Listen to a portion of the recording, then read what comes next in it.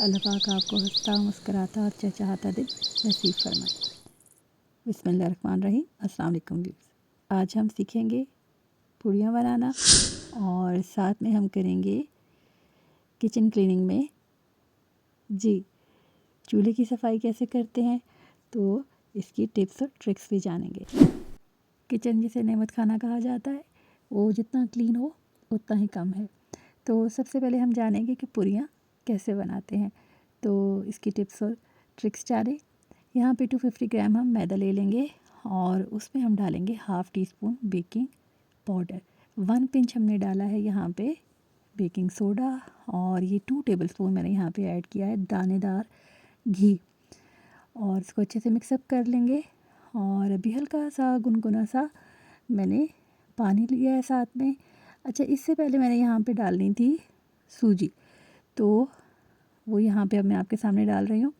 तो ये आपने साथ ही डाल लेना है और 1 चुटकी आप नमक भी डाल रहे हैं। और ये देखिए जी, ये इलायची का दाना है क्योंकि सूजी मैंने भुनी हुई रखी है।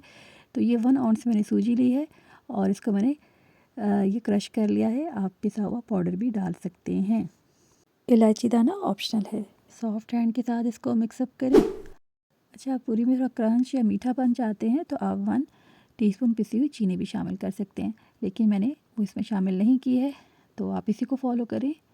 और आप दूध के साथ भी पूरियाँ गूंद सकते हैं, मैंने सिंपल पानी के साथ इसको गूंदा है। तो डियर व्यूअर्स, अगर लगे कि डो ज़्यादा सॉफ्ट हो गई है तो थोड़ा सा इसमें मैदा ऐड कर ले, और अगर हार्ड लगे तो ऑयल, घी और पानी के साथ भी आप इसे सॉफ्ट कर सकते हैं। और ये ऊपर से यहाँ पे ऑयल या घी लगाना मत भूलिएगा और इसको ढक के रखें। अच्छा, पूरियों का जो असल प्रोसेस है वो यही है कि आपने इसको कम से कम आधा घंटा रेस्ट लाजमी देना है। मैंने यहाँ पे जो टिप शामिल की है वो इसमें घी शामिल किया है और फिर ऑयल शामिल किया है।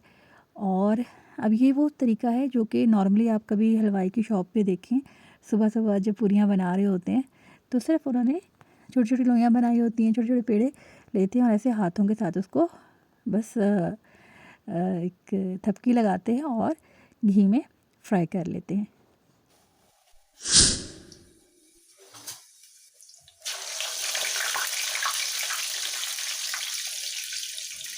आज असल में यहाँ पे इसको कम तेल के साथ मैं आपको बनाना सिखाऊंगी और ये कम तेल और घी है आपके सामने। और फिर मैंने जितनी आपके सामने मैं 4-5 पूरियाँ तलूँगी, इसके अलावा भी मैंने पूरियाँ यहाँ पे फ्राई की थी।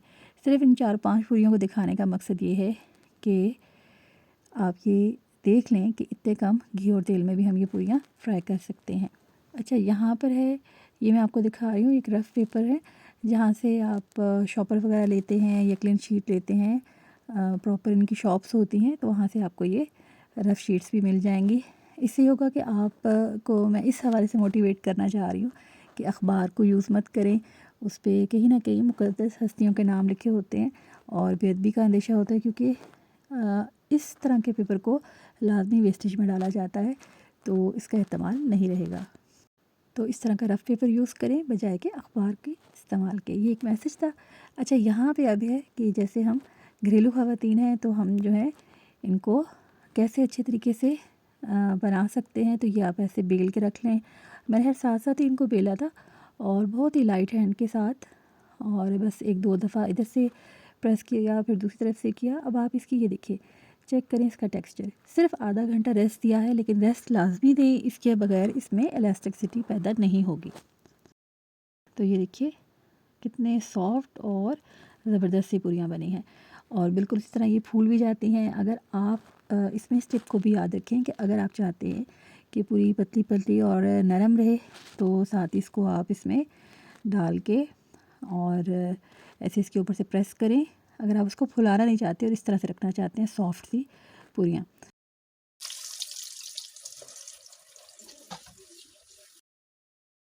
तो टर्न देते जाएं और ऊपर से इसको प्रेस करते जाएं। कभी कभी कुकिंग में कुछ ऐसी चीज़ें होती हैं कि बेख्तियार अल्लाह की नेमतों का इंसान शुक्र अदा करने जैसे आप इसको अगर स्ट्रेनर के साथ प्रेस करेंगे वो फूलेगी भी, और इस तरह अगर आप सॉफ्ट वाली चाहते हैं तो साथ साथ इसको निकालते जाएं और हार्ड पॉट में रखते जाएं या इस अखबार में रखते जाएं। तो साथ में चिमटे का भी इस्तेमाल करें तो ईजी रहेगा इसको बाहर निकालना। और ये देखिए जी इलास्टिसिटी इसकी, लुक एट द टेक्सचर। तो बामुश्किल पाव भर ये मैदा है जिस पे मैंने ये तमाम पूरियाँ तैयार की हैं, और इसके अलावा भी पूरियाँ थी। और अब ये देखिए एक हमने बड़ी पूरी बनाई है, और ये इसी पोजीशन पे थी जब हम इतनी 3-4 पूरियाँ हम निकाल चुके थे। और इसका ऑयल और घी देखें, और ये देखिए जी माशाल्लाह इसका टेक्सचर, और कैसे ये बीच में फूल रहे। आप इस तरह से महदूद बजट में भी इसका लुत्फ़ ले सकते हैं, और बिल्कुल सॉफ्ट सी बनेगी। अगर आप इसमें क्रंच चाहते हैं तो इसको ज़्यादा फ्राई करें, उसको गोल्डन सा कलर दें। तो हर एक की अपनी चॉइस होती है खाने पीने में, कि क्रंच पसंद है या सॉफ्ट सी रोटी की तरह आपको पूरी पसंद है। अब बाज़ार से पूरियाँ लाने का वेट कौन करे, झटपट घर पे बनाएं। अब भुजिया के साथ भी खा सकते हैं, चनों के साथ भी खा सकते हैं, और हलवे के साथ भी खा सकते हैं। हमने यहाँ पे हलवा बनाया था, हलवा कद्दू के हलवे के साथ बनाई थी, बहुत ही मज़ेदार और यम्मी टेस्ट आया था। उम्मीद है आपको हमारी ये आज की रेसिपी पसंद आई होगी, और आप इसकी टिप्स को भी फॉलो करेंगे और ज़रूर इसको बनाएंगे। करेंगे हम अपने किचन की जानिब, और इसके स्टोव को कैसे क्लीन कर सकते हैं, और उसकी क्या टिप्स हैं जिनको आप फॉलो करेंगे तो एक अच्छा और साफ़ सुथरा सा किचन आपका मुंतज़िर रहेगा। नमक और सिरका हमने लगा दिया है, और जैसे मैंने आपको पहले भी बताया था, अगर आपके यहाँ पे सेल हैं इसके साथ तो उनको रिमूव कर लें।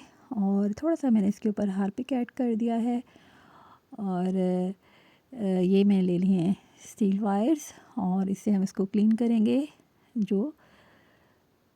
और तमाम चीज़ों को स्पेयर कर देंगे। और सेल आप लाजमी निकाल लें, वरना ऐसे आपको करंट लगेगा। ये देखिए, तो पहले इसको आप रिमूव करें, क्योंकि ये थोड़ा सा भीग जाता है।